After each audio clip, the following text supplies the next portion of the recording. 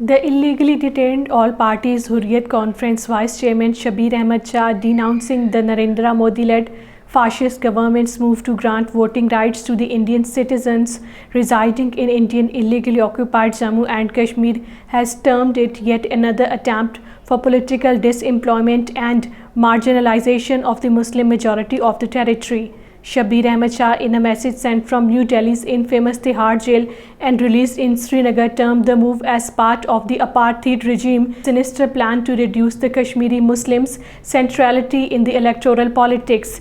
He said that the move was not only a brazen violation of the UN resolutions on Kashmir but also against the Indian Constitution.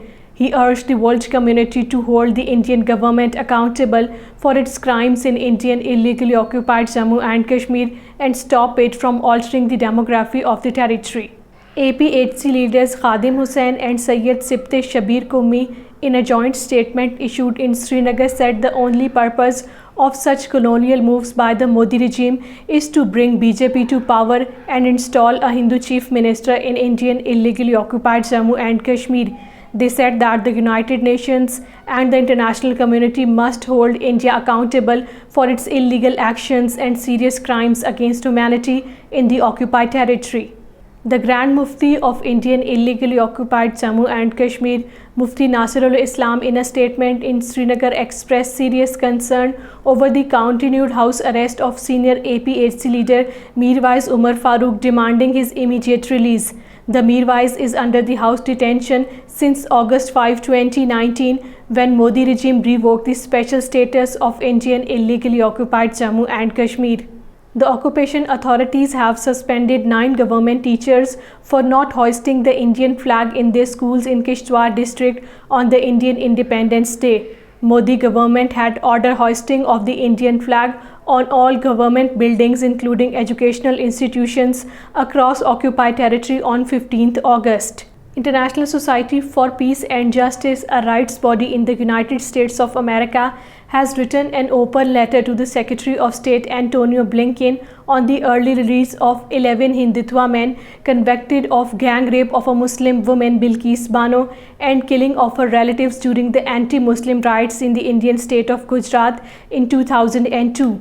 According to Kashmir Media Service, David Anderson, outreach director of ISPJ, in the letter termed the decision a slap in the face of every survivor of rape in India who has sought justice, as well as those who survived the Gujarat pogrom and are still seeking justice. He requested Antonio Blinken to reach out to its counterpart in India and urge them to reverse the action to ensure the safety of Ms. Bano, her family and the general public.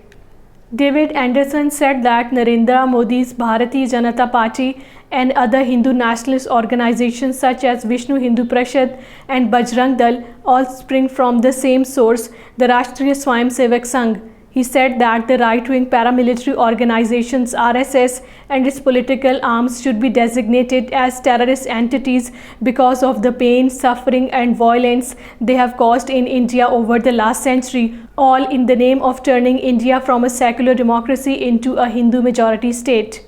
Meanwhile, about 6,000 Indian citizens, including grassroots workers, women, human rights activists, eminent writers, historians, scholars, filmmakers, journalists and former bureaucrats, in a joint statement expressed shock at the release of 11 Hindutva men convicted of life imprisonment in the gang rape of a Muslim woman, Bilkis Bano, and murder of her family members during the anti-Muslim riots in the Indian state of Gujarat in 2002.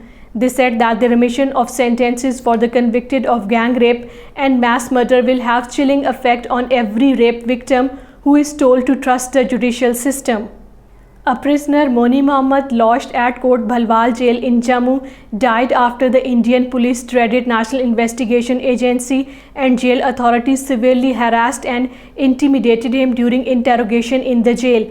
The NIA had arrested him on the 11th of this month. The Indian police, hiding their crime of killing the detainee, claimed that he died after suffering from cardiac arrest.